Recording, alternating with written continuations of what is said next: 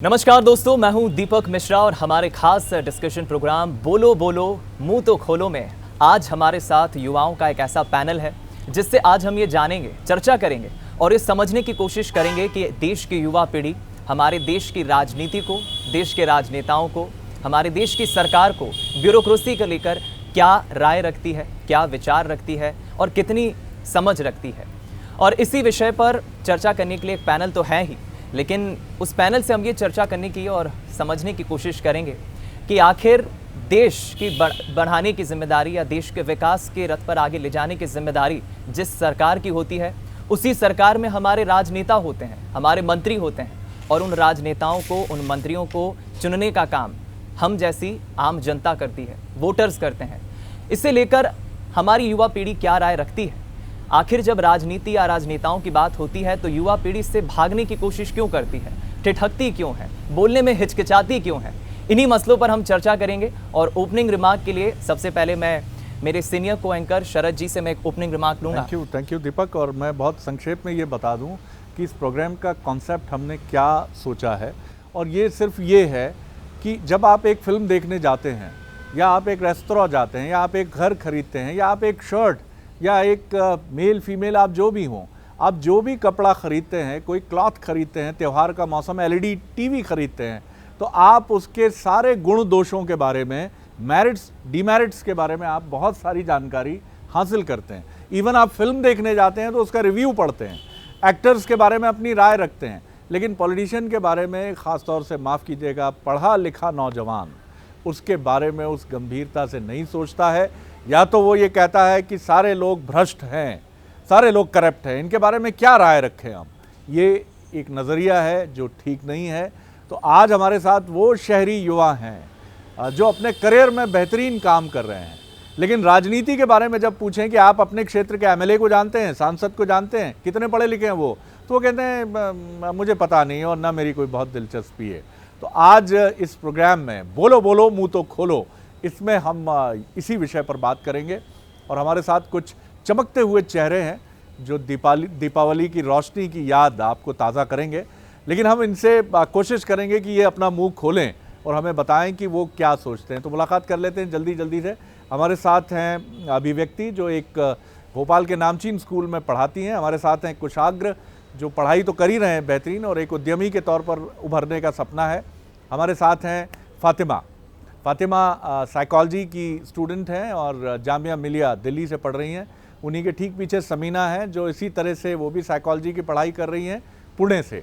और तेजस्विनी है और मनमीत है, जो मनमीत भी अपनी पढ़ाई के साथ एक उद्यमी के तौर पर उभरने का सपना रखते हैं। तो मैं दीपक सवालों के लिए आपको आमंत्रित करता हूं और मैं कोशिश करूंगा कि मैं भी कुछ प्रश्न कर सकूं। बिल्कुल। तो चलिए इस कड़ी को हम आगे बढ़ाते हैं और जानते हैं युवाओं से कि आखिर राजनीति को लेकर या पॉलिटिशियंस को लेकर क्या राय रखते हैं ये। शुरुआत मैं अभिव्यक्ति आप ही से करना चाहूँगा। जब भी राजनीति जहन में आता है या कोई पॉलिटिशियन आपकी नज़र में आता है, तो पहला विचार या पहली राय आप उस पॉलिटिशियन के लिए क्या रखती हैं? मुझे ऐसा लगता है कि जो भी पॉलिटिशियंस होते हैं, सबसे पहले अगर आपको पॉलिटिक्स में इंटरेस्ट है, और आज की युवाओं को पॉलिटिक्स में इंटरेस्ट जगाना बहुत ज़रूरी है, और उसके लिए एकमात्र ज़रिया होता है न्यूज़ और मीडियम, जो भी मतलब आरजेज होते हैं ये सब। तो पॉलिटिक्स अगर आपको नहीं पता है और उसके बारे में लोगों को जागरूक करना बहुत ज़रूरी है, और वो सब मीडिया के थ्रू मतलब मैं मानूँ आपका इंटरेस्ट है, नहीं है? मेरा इंटरेस्ट है भी और नहीं भी है। ये बड़ा डिप्लोमेटिक आंसर है। मतलब मुझे लगता है चुनावी फिजा का असर हो गया आपके ऊपर जी। मतलब है भी और नहीं भी है। तो ये जो इन्फॉर्मेशन अच्छा सुनती हूँ तो मैं बिल्कुल उस पर बिलीव रखती हूँ। कहाँ से सुनती हैं? अच्छा, आप ये सब मीडिया होते हैं, मतलब अच्छे के लिए भी हम ही जिम्मेदार है, खराब के लिए भी हम ही जिम्मेदार है। बड़ा डिप्लोमेटिक आंसर है। लेकिन बहुत अच्छी बात कही, ईमानदारी से कही अभिव्यक्ति ने अपनी बात। मनमीत, मैं आपकी तरफ आना चाहूँगा। आप क्या सप्लीमेंट करेंगे? हम एक फिल्म देखते हैं, एक डिश लेने जाते हैं कि यहाँ पर ये बहुत जालफ्रेजी की सब्ज़ी बड़ी अच्छी मिलती है या चाउमीन बड़ा अच्छा मिलता है, तो हम 50 चीज़ें पता करते हैं, कुक कौन सा है, एम्बियंस कैसा है। लेकिन पॉलिटिकल लोगों के लिए हम अपने जनप्रतिनिधि को चुनने के पहले बिल्कुल क्या इन सारी चीज़ों पर आज का युवा तवज्जो देता है? देखिए, तवज्जो देता है, युवा देगा, पर थोड़ा उसके गहराई में जाके पढ़ता है कि नहीं पढ़ता है, उसके लिए थोड़ा सा युवा भी गलत है और थोड़े से उसके पास माध्यम भी कम है। आज का युवा रैली में नहीं जाता है, रैली में नहीं जाएगा तो उसे समझ नहीं आएगा कि कौन सा प्रतिनिधि क्या बोल रहा है, क्या वो जो बोल रहा है उसके पब्लिक उसके साथ है या वो सही बात रख रहा है, जिन मुद्दों की ज़रूरत है वो मुद्दे उठा रहा है, या फिर एक बहुत ही पुरानी चल रही प्रथा से वो चुनाव जीतने ही आया है बस। और एक और चीज़ है कि हम पॉलिटिक्स को बहुत एक दूसरे तरीके से देखते हैं कि ये बैड एग्जाम्पल है, तो वो बहुत सारे बैड एग्जाम्पल देख के हम उसे इग्नोर कर देते हैं। सो कॉल्ड बैड परसेप्शन के चलते आप अपने पॉलिटिशियन के बारे में इंक्वायरी नहीं करते हैं। जी वही मैं कह रहा हूँ, बैड एग्जाम्पल इतने हो कि हम गुड एग्जाम्पल उनमें से छानना ही भूल गए हैं। उनमें से कोई अच्छे नेता भी हैं। कौन जिम्मेदार है इसके लिए? आप? मैं खुद हूँ सर जिम्मेदार, क्योंकि आज मैं नहीं चाहूँगा कि सड़क पे कौन उतरे यार, भीड़ में कौन जाए, पर जबकि ये मेरी जिम्मेदारी है, मेरे को जाना चाहिए और तभी शायद अच्छे नेता उभर कर आएंगे। जाएं तो ठीक है, ये तो बहुत अच्छी बात है कि आप राजनीति में जाएं। मैं कुशाग्र से ज़रूर जानना चाहूँगा कि राजनीति में आए, ये अच्छी बात है, लेकिन ना आए तो एक जिम्मेदार मतदाता के नाते आपको ये पता तो होना चाहिए कि आपका जनप्रतिनिधि कितना पढ़ा लिखा है, उस पर अगर आपराधिक मामले हैं तो किस तरह के हैं, किस नेचर के हैं। क्योंकि आजकल निर्वाचन आयोग ने ये भी ज़रूरी कर दिया है कि आपको इलेक्शन कंटेस्ट करने के पहले अपना पूरा डिस्क्रिप्शन देना पड़ता है। कितने लोग हैं जो ये जानते हैं कि संपत्ति कितनी है, उसका विवरण भी आता है। क्या ये डिटेल्स आप देखते हैं कुशाग्र? जी सर, मैं तो देखता हूँ, बट मैं दूसरों का कहना चाहूँगा दूसरे नहीं देखते हैं। जब कोई वोटर वोट करने जाता है, जो वो 2 सेकंडों का पल होता है जिसमें इंसान अपना बटन दबा के अपने उम्मीदवार को चुनता है, तो जो नॉर्मल लोग होते हैं वो यही देखते हैं कि किसको वो जानते हैं, कौन ज़्यादा फेमस है, किसकी रैलियाँ उनने देखी, किसकी तस्वीरें उनने देखी। जो बाकी जो नीचे जो नाम आते जाते हैं उस पर लोग अपना होमवर्क नहीं करते कि कौन कितना एलिजिबल है, कौन काम करवा सकता है कि नहीं, कि कौन पढ़ा लिखा है, कौन क्वालिफाइड है कि नहीं। तो वो जो 2 पल रहते हैं वो इंसान उसी में तय करता है कि किसकी पॉपुलैरिटी ज़्यादा है, किसका ज़्यादा एडवर्टीजमेंट हुआ है। तो वो एक चीज़ है जो वोटर्स को बहुत ज़्यादा प्रभाव करती है, बट वो गलत है मेरी। मैं आपका इंडिविजुअल कमेंट चाहूँगा कि जब आप वोट डालने जाते हैं तो आप क्या पार्टी देखते हैं, कैंडिडेट देखते हैं, या उसकी छवि देखते हैं, या फिर कितना काम वो मेरे क्षेत्र में करा सकता है, ये आपकी प्रायोरिटी होती है? जी, सबसे पहले मेरी प्रायोरिटी यही रहती है कि वो काम करा सकते हैं कि नहीं, क्योंकि हमें डायरेक्ट इन्फ्लुएंस वही है कि हमारे घर के सामने रोड नहीं होगी तो हम ना खुश होंगे। मैं अगर मेरी घर के सामने रोड सही नहीं होगी तो मैं अपने प्रतिनिधि को दोष दूंगा, मैं अपने देश के पीएम को दोष नहीं दूंगा, और ये उन पीएम को दोष देना भी बहुत गलत होगा। तो अगर मैं पीएम को दोष दे रहा हूँ तो मैं ही ना समझ हूँ कि मैंने सही उम्मीदवार को नहीं चुना, अपने लोकल उम्मीदवार को मैं पीएम पे अपनी लांछन उठा रहा हूँ।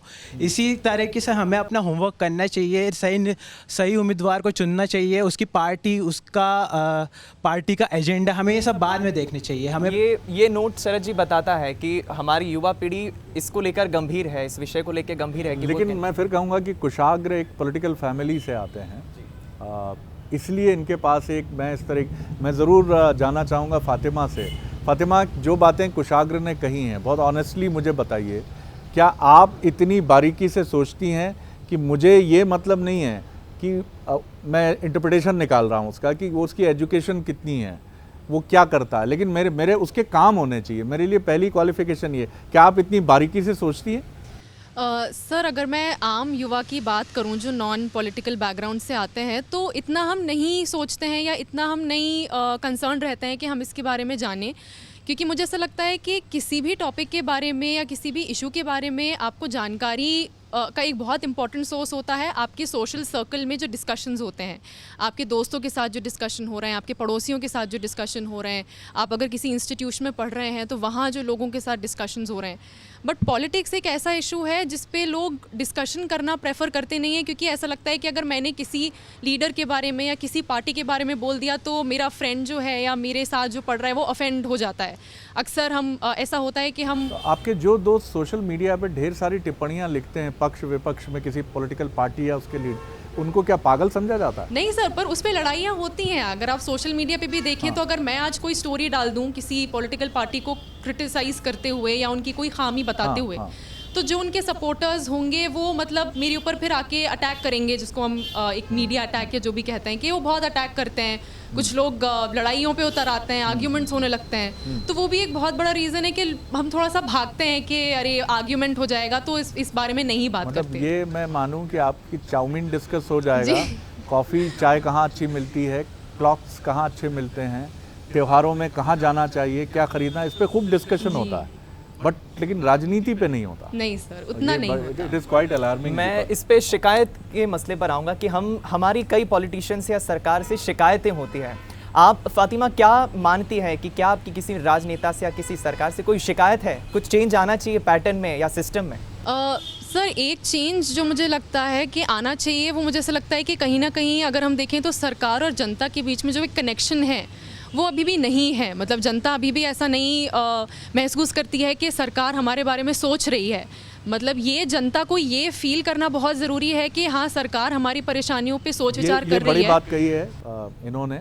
कितने लोग सहमत हैं इनसे कि सरकार और जनता के बीच हाथ उठा के बताएं मुझे कनेक्शन नहीं है? अब हाँ, मुझे उनको दीजिए माइक्रोफोन।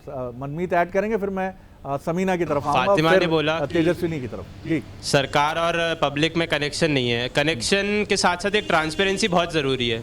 आज हमें पता है कि ये स्टार कौन सी पिक्चर करने वाला है और ये क्या खाना खा रहा है। एक ट्रांसपेरेंसी की बात हो गई और एक कनेक्शन है। सर मुझे भी तो उतना ही अपना एफर्ट देना पड़ेगा सरकार में, गवर्नमेंट में, कि मैं भी तो देखूँ यार क्या स्कीम आ रही है, क्या किसान की क्या स्कीम निकाली है उसने, तभी तो शायद सर मैं कनेक्ट कर पाऊंगा। ऐसे घर पे बैठे सरकार घर पे कैसे आएगी मेरे कि मनमीत जी हमने ये स्कीम निकाली है, ठीक है कि गलत है?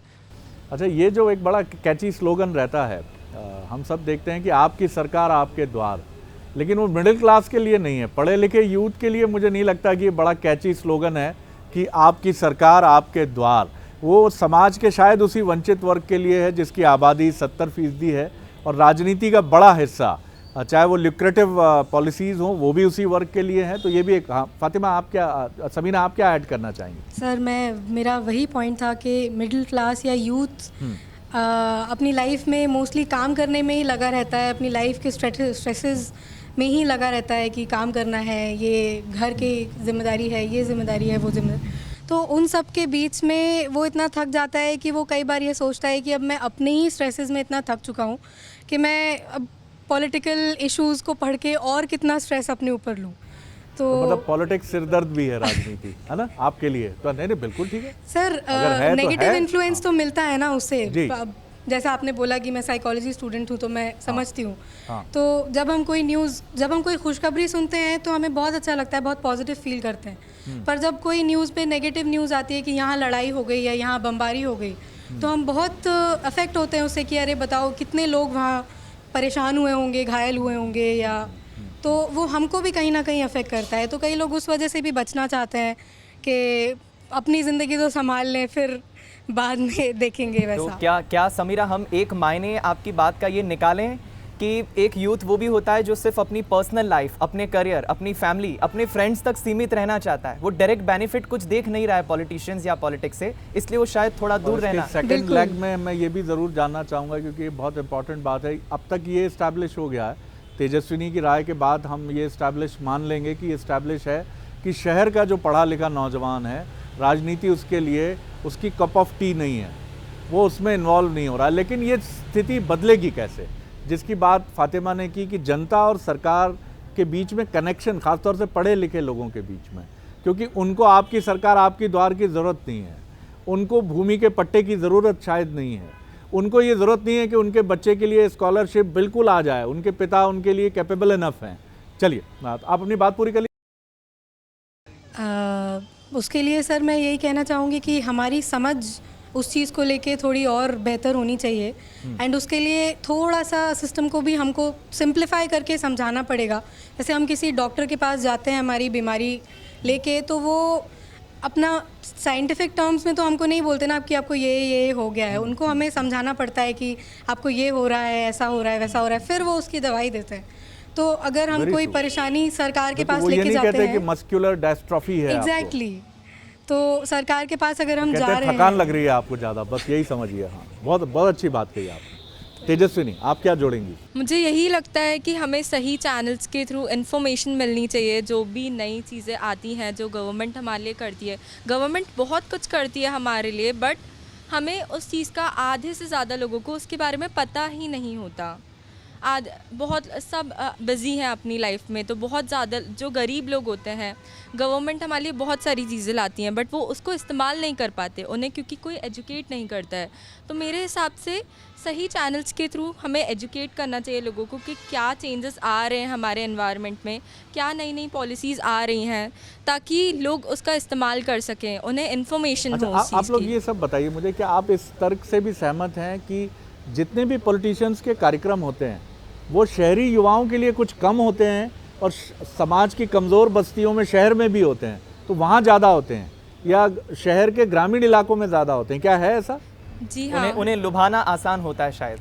जी मतलब किसी कैफे में युवाओं को बुलाकर बात करने वाले पॉलिटिशियन क्या कम है या आपके साथ आज तक हुआ ही नहीं ऐसा? एक कोई ओपन माइक मुझे बता दीजिए जो पॉलिटिशियन ने हम जैसे युवाओं के साथ बैठ के दिया है, या कोई कॉलेज में आ गए हो, कोई बड़ी बात नहीं है। ये बहुत इंपॉर्टेंट बात है कि ऑनगोइंग बाई इलेक्शंस के बीच में ये एक चैलेंज भी है राजनेताओं के लिए कि खत्म हो रही है कैंपेनिंग, ये यूथ की आवाज़ है। हाँ, और अभी तक ये हुआ नहीं है। जी, कॉलेज में आ जाओ, नॉर्मल आप बैठ के बात करिए ना, उसमें क्या आप लोगों को उसमें कोई एफर्ट नहीं लगना है सर, नॉर्मल बात करिए और अपनी बात हम रख सकेंगे सामने, जो आज हम मीडिया के रूप से रखते हैं, उसकी मदद से रखते हैं, वो हम एक नॉर्मल बातचीत जो है कर सकते हैं। तो उससे मेरा भी क्लियर होगा कि मैं वो क्या चाह रहे हैं मेरे से, और उनका भी क्लियर होगा कि ये जो युवा है, शहरी युवा, जिसको हम कह देते हैं कि पॉलिटिक्स में कोई इंटरेस्ट नहीं है, तो भैया आपने आके हमसे बात कब करी जो इंटरेस्ट जागेगा? आप तो उधर ही बड़े बड़े मैदानों में, गाँव में जाके कर रहे हैं, वहाँ पे बॉलर भी आपका है, बैट्समैन भी आपका है, अंपायर भी आपका है, तो छक्का तो लगेगा ही। बिल्कुल सही है। यानी आप वो पेरीफेरी चुन रहे हैं जहां आप कंफर्टेबल हैं। हाँ। आप वहां नहीं जा रहे जहां कुशाग्र या वहां अभिव्यक्ति या समीना या फातिमा या तेजस्विनी चुभते हुए सवाल पूछ लें, जो स्ट्रेट फॉरवर्ड सवाल पूछे ना, जो घबराए ना। तो आपको राम भरोसे और राम कली जो है वही ज़्यादा रास आते हैं। मतलब एक तरह मैं कोई उस संदर्भ में नहीं बोल रहा हूँ ये बात। सर, मनमीत जी की एक बात से मैं असहमत हूँ कि नेता क्यों पिछड़े इलाकों में जाते हैं, क्यों गांव में जाते हैं। स्टैट्स को देखा जाए तो एवरेज इंडियन पॉपुलेशन 64% ही वोट करने जाती है, जो 25% से ज़्यादा है वो वोट करने नहीं जाती है, और वो जनता है जो वो शहर की जनता को ही माना जाता है। तो जब नेता लोग भी देखेंगे जहाँ से वोट नहीं आ रहे हैं, वहाँ जाके मुँह खोलने का कोई मतलब ही नहीं है, तो हम वहाँ क्यों ना जाए जहाँ से हमारी सरकारें बने। तो आप ये एलिगेशन भी लगा रहे हैं मनमीत पर और यहाँ बैठे हुए बाकी युवाओं पे कि सर। ये बड़ी पॉश कॉलोनी में रहते हैं, वोट करने नहीं जाते। जी सर, ऐसा होता है। जिस दिन वोट होता है उस दिन शहरी आदमी छुट्टी मनाता है, घर पे बैठता है। बहुत कम लोग जो रहते हैं जो वोट करने जाते हैं, घर से निकलते हैं, जो बदलाव चाहते फातिमा, हैं। कितनी सहमत हैं? कितनी बार वोट किया आपने अब तक? सर, मैंने जब से तो मेरा वोटर आईडी है तब से वोट किया है मैंने, और मेरी फैमिली में भी सब करते हैं। पर इन्होंने जो कहा वो सही बात है, क्योंकि कई बार ऐसे डिस्कशन में मैंने भी सुना है कि नहीं वोट करने गए, या मेरे जो दोस्त हैं वो बताते हैं कि हमारी फैमिली में बोलते हैं कि कौन वोट करने जाएगा, आप छोड़ो, हमारे एक वोट से क्या होगा। जो एक हमेशा से हम सुनते आ रहे हैं ये एक लाइन कि हमारे एक वोट से क्या होगा। तो उसमें डेफिनेटली चेंज आने की बहुत ज़रूरत है, क्योंकि अगर जब एजुकेटेड पॉपुलेशन ही नहीं वोट करेगी तो फिर हम नहीं एक्सपेक्ट कर सकते कि सरकार में कोई चेंज आएगा, क्योंकि हम ही वो लोग हैं जो सवाल उठा सकते हैं। जैसे मनमीत जी ने कहा कि आप वो लोग गांव में जाके कैंपेनिंग करते हैं या उनको एड्रेस करते हैं, पर उन लोगों में इतनी अवेयरनेस नहीं होती कि वो क्वेश्चंस उठा सकें, वो अपने इश्यूज़ रेस कर सकें। वो अवेयरनेस, वो एजुकेशन हमारे पास है। ये एक नज़रिया हो सकता है। फातिमा और तेजस्वी, आपसे भी मैं समझना चाहूँगा कि मैं अपने एक युवा साथी से बीते दिनों मिला, उसने मुझे कहा कि मैं कलेक्टर बनना चाहता हूँ। युवा है, तैयारी कर रहा है। हम देखते हैं कि एक तबका युवाओं का जो आईपीएस ऑफिसर बनना चाहता है, कलेक्टर बनना चाहता है, पुलिस में हाई रैंक का अधिकारी बनना चाहता है। पॉलिटिशियन क्यों नहीं, जबकि पॉलिटिक्स में आप आकर आप काफ़ी बदलाव ला सकते हैं। इसमें हम बात कर चुके हैं इसके पहले के एपिसोड में दीपक, काफ़ी डिटेल्स में हमने बात की है और वो सवाल अपनी जगह मौजूद है। लेकिन मुझे लगता है आज हम पेरीफेरी हमारी बातचीत की यही है कि हम इस पर जानना चाहते हैं कि आप अपने राजनेता को जाने कैसे। तेजस्विनी, मेरा यही सवाल है। जो बात कभी टटोलने की कोशिश की, कभी किसी पॉलिटिशियन को जानने की कोशिश की?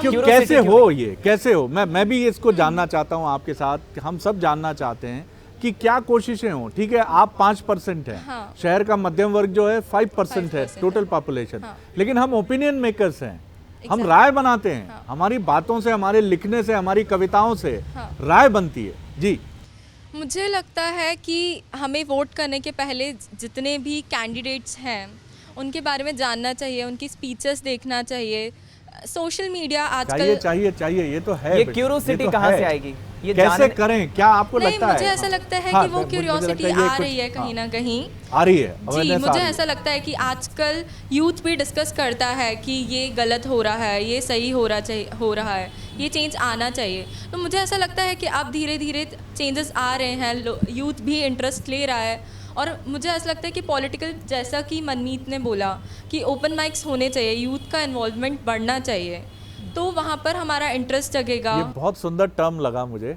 कि ओपन माइक। देखिए, ओपन माइक वो होता है जिसमें आज का यूथ बड़ा एंजॉय कर रहा है उन लोगों को जो बहुत सटायर के साथ, बहुत ही एक सरकास्टिक वे में भी कह लीजिए, लेकिन गुदगुदाते हैं, हंसाते हैं और समस्याओं की तरफ ध्यान खींचते हैं।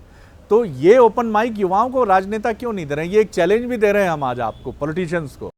सर, जैसा कि आपका क्वेश्चन था कि एक यूथ में और एक पॉलिटिकल लीडर में कोई कनेक्शन क्यों नहीं है, तो वो कनेक्शन हम लोगों को इंटरेस्ट है ओपन माइक्स देखना। मनमीत का टॉपिक था कि ओपन माइक्स हो, और या फिर आप स्कूल्स में जाके कुछ बोलिए, भरी छोटे छोटे जो मंत्री होते हैं वो बोलें, या फिर आप कहीं पे भी जाके यूट्यूब चैनल्स बनाओ, आपकी लाइफस्टाइल बताओ, आपका होम टूर करवाओ, जिससे हम यूथ जो हैं वो इंटरेस्ट जगाएं कि हमें भी हमारे पॉलिटिकल लीडर के बारे में जानना है। हमें उनके बारे में कुछ नहीं पता, वो बस एक इलेक्शन होता है और इलेक्शन के पहले आके अपना एक स्पीच देते हैं और दैट्स इट। तो मुझे लगता है कि वो कनेक्शन बिठाना, उसके लिए बहुत सारे ज़रिए हैं और यूथ के लिए स्पेशली बहुत कुछ है। और जैसा कि तेजस्विनी का टॉपिक था कि तेजस्विनी ने बोला उनको एजुकेट नहीं किया जाता है, तो एजुकेशन उनको बचपन से दिया जाना चाहिए। उनके लिए एक स्पेशली बुक्स बननी चाहिए, history which is of no use, उसका हिस्ट्री का कोई यूज़ नहीं है। एक डेमोक्रेटिक पॉलिटिक्स नाम की बुक ज़रूर होती है जिसमें सिर्फ हिस्ट्री दी जाती है। मुझे लगता है अपडेटेड वर्जन होना चाहिए बुक्स में, यानी टीचिंग पैटर्न में एक सिलेबस में ये एड ऑन होना चाहिए जिसमें पॉलिटिक्स के बारे में होना चाहिए कि बच्चा बचपन से ही जाने, उसको इंटरेस्ट है, बच्चा बचपन से ही बोले कि नहीं मुझे भी एक पॉलिटिकल लीडर बनना है, बचपन से उसको ये बोलना चाहिए। क्यों नहीं बच्चा बोलता है ये नहीं पता है। इसमें समीना क्या ऐड करना चाहेंगे? सर, जो कनेक्ट की बात कही थी फातिमा ने कि पॉलिटिशियंस और आम जनता में जो कनेक्ट होना चाहिए, उसके लिए आजकल एक इजी माध्यम ये है कि जैसे हम बच्चे हैं, यूथ है, हम सब ऑनलाइन सोशल मीडिया पे हैं। फेसबुक का नाम ले लें, ट्विटर का नाम ले लें, इंस्टाग्राम अगर देख लें, तो ऑनलाइन स्ट्रीमिंग के ज़रिए भी बहुत से लोगों से कनेक्ट कर सकते हैं कि यूथ अपने सवाल सामने, जैसे सेलिब्रिटीज़ भी आजकल वही करते हैं कि हम अपने सवाल उनके सामने रखें और वो हमारे जवाब देते हैं।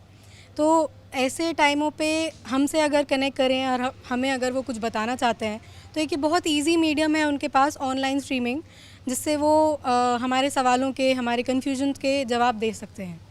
मनमीत, आप क्या ऐड करना चाहें? सर, जो कनेक्ट की बात है उसमें आज अगर हम किसी भी राजनेता को जानना चाहें तो बहुत ही आसान चीज़ है कि हम यूट्यूब के ज़रिए उसे जान सकते हैं। पर हम अगर उनकी स्पीच देखते हैं, जैसे मैं और कुशाग्र जी बहुत मिलके स्पीचेस देखते हैं राजनेताओं की, ये क्या, तो सर एक हम दोनों को एक चीज़ लगी कि ये सब हर स्पीच में मैं ही तो अच्छा नहीं हो सकता, मैं परफेक्ट तो नहीं हूँ, अरे अपनी गलतियाँ भी गिना दो, उसमें कोई सर बुरा नहीं मान रहा है। आप गिनाते हैं? मैं गिना सकता हूँ सर, अगर मैं राजनेता आपको फोरम मिलेगा तो अभी भी गिनाते हैं आप? जी अपनी ज़रूर गलती? गिनाऊंगा सर, क्योंकि सर कोई भी इंसान परफेक्ट नहीं है, ये एक यूथ बहुत आराम से समझता है। कभी कुछ गलती निकल जाती है, जैसे हम लोग स्पीच देखते हैं, जैसे पुराने नेता अटल बिहारी वाजपेयी जी, उनकी स्पीच हमको काफ़ी लुभाती है क्योंकि वो अपनी गलतियाँ भी गिनाते थे और एक पार्टी का मुद्दा ही लेके नहीं, और दोनों पार्टियों की तारीफ भी करते थे अगर अच्छा काम किया। तो मेरे ख्याल वो चीज़ यूथ बहुत इंपॉर्टेंट पॉइंट है सर, आई अप्रिशिएट, बहुत अच्छी बात है, बहुत अच्छी बात है। कुशाग्र सर, मनमीत जी की बात से मैं सहमत हूँ। हर इंसान के दिमाग में साइकोलॉजी होती है कि वो जो सोचता है, वो जो बोलता है वही दुनिया का सत्य है, और जो वो जानता है, पहचानता है वही सच है। उसके अलावा जो भी कुछ विपरीत होता है वो गलत होता है। बट ये चीज़ जो यंग लोग हैं वो बेहतरी समझते हैं कि ऐसा नहीं होता है। आज की दुनिया ये एक आइडियल वर्ल्ड नहीं है, इसलिए हम चेंज लाना चाह रहे हैं। अगर ये आइडियल वर्ल्ड होता तो यहाँ पे सब खुशहाली मना रहे होते, सब खुशी से बैठे होते। वैसी दुनिया नहीं है। जी सर, मैं बस ये कहना चाहूँगी कि मुझे ऐसा लगता है कि इस बारे में और डिस्कशंस होने चाहिए। फैमिलीज़ में भी आपस में इस चीज़ में डिस्कशंस होने चाहिए। कॉलेजेस, स्कूल्स में इस चीज़ को एनकरेज करना चाहिए थ्रू डिबेट्स या जो पब्लिक स्पीकिंग कॉम्पिटिशन्स होते हैं, उसमें आप ये ओपन माइक जैसे हम बात कर रहे हैं, तो वो स्कूल लेवल पे अगर हम एनकरेज करें तो शायद कहीं यूथ का जो एक इंटरेस्ट की हम बात कर रहे हैं वो जागेगा, और फिर शायद वो इस बारे में सोचेगा कि हम क्या कर सकते हैं। जी, मुझे लगता है कि क्या बोलते हैं, हमें खुद का भी एक्टिव पार्टिसिपेशन देना चाहिए। इसलिए हमें सारी रिसर्च करनी चाहिए, सब चीज़ें पता करनी चाहिए और उसके बाद अपनी राय बनाना चाहिए और वोट करना चाहिए। क्या कहेंगी आप समीना? सर एक पॉइंट है कि पॉलिटिशियंस का भी क्वालिफ़िकेशन एक क्वालिफ़िकेशन लेवल जैसे जॉब के लिए होता है कि आप इतने क्वालिफाइड हो तो ही हम आपको ये जॉब देंगे। पॉलिटिशियंस का भी एक क्वालिफ़िकेशन लेवल होना चाहिए कि आप इतने क्वालिफाइड हो तो ही आप पॉलिटिक्स में एंटर कर सकते हो। तो इससे आप लोगों का रिस्पेक्ट लेवल बनेगा और अच्छे से, और वो अपनी बात हमें ज़्यादा अच्छे से समझा पाएंगे और ज़्यादा अच्छे से रिप्रेजेंट कर पाएंगे पॉलिटिक्स को। चलिए, तो मोटे तौर पर मुझे लगता है दीपक की बहुत ही फ्रूटफुल रही है बातचीत, और जो बातें मुझे समझ आई हैं इन युवाओं को लेकर वो ये समझ आई है कि पॉलिटिशियंस को खुद एफर्ट करने चाहिए, इसके लिए इन्हें तो करने ही चाहिए, और ये मान रहे हैं, ये एडमिट कर रहे हैं, ये स्वीकार रहे हैं कि हम नहीं कर रहे हैं। अभी हम कैफ़े में जाते हैं तो उसके बारे में पता कर लेते हैं, लेकिन राजनेता के बारे में पता नहीं करते हैं। लेकिन इनका कहना है कि वो उन टूल्स पर नहीं है जिन टूल्स पर हम हैं, यानी सोशल मीडिया का जो बड़ा प्लेटफॉर्म है वहाँ पर समर्थन और विरोध में तो खूब सारी जय जयवंती भी है और गालियाँ भी हैं, लेकिन नेता की क्वालिफ़िकेशन क्या है, उसके अचीवमेंट्स क्या है, उसके डिसअचीवमेंट्स क्या है, इसके बारे में कोई भी रैशनल चीज़ नहीं है। ना कोई राजनेता अपने क्षेत्र के पढ़े लिखे युवा मतदाताओं से SMS के ज़रिए, YouTube के ज़रिए या सोशल मीडिया व्हाट्सएप के ज़रिए किसी मीडियम से वो जुड़ता है। एक इनकी बात ये है, एक अच्छा सुझाव ये भी है कि कम से कम हमारे राजनेताओं को ईमानदारी से अपनी बात कहनी चाहिए। अगर उनके भीतर कोई खामी है तो ये युवा चाहते हैं कि वो भी बताए, वो जिससे हम कनेक्ट हो सके उससे। बिल्कुल, और लैक ऑफ कम्युनिकेशन कहें या लैक ऑफ एफर्ट्स एक ज़रूर की पॉइंट्स हमारे इस पैनल की तरफ से, यूथ पैनल की तरफ से निकल कर आया है कि आखिर क्यों वो राजनेता, क्यों वो पॉलिटिशियन एक मिडिल क्लास के यूथ के पास नहीं जाता है संवाद करने, क्यों आखिर उस कमज़ोर वर्ग के पास जाता है, क्यों उन्हें लुभाता है। और एक क्वालिफिकेशन ज़रूर एक इंपॉर्टेंट एलिमेंट निकल कर आया कि तय होना चाहिए सब राजनेताओं की, इससे आपका लेवल ऑफ रिस्पेक्ट भी बढ़ेगा और इससे आपका लेवल ऑफ कम्युनिकेशन भी बढ़ेगा। तो जो हमारा बुनियाद है इस शो का, इस कार्यक्रम का, कि भाई बोलो बोलो मुंह तो खोलो, और इन युवाओं ने मुंह खोला है, कुछ इशारे दिए हैं, कुछ एलिमेंट्स दिए हैं कि शायद ये कमज़ोरियां हैं, ये एलिमेंट्स हैं जिस पर हमें फ्रेम करने की ज़रूरत है, काम करने की ज़रूरत है, और शायद फिर हम हमारा जो लैक ऑफ इंटरेस्ट है पॉलिटिशियंस को लेकर, राजनीति को लेकर, उसे हम बेहतर कर सकते हैं, उसे हम बढ़ा सकते हैं। फिलहाल इस चर्चा में इतना ही, मुझे दीजिए इजाज़त, और मैं सभी इन खास पैनल के युवाओं का खास तौर पे धन्यवाद कहूँगा कि आपने हमारे इस शो में शिरकत की और अपने ओपिनियन रखे, अपने एलिमेंट रखे। बहुत थैंक यू आप सभी को। तो दीजिए इजाज़त, नमस्कार।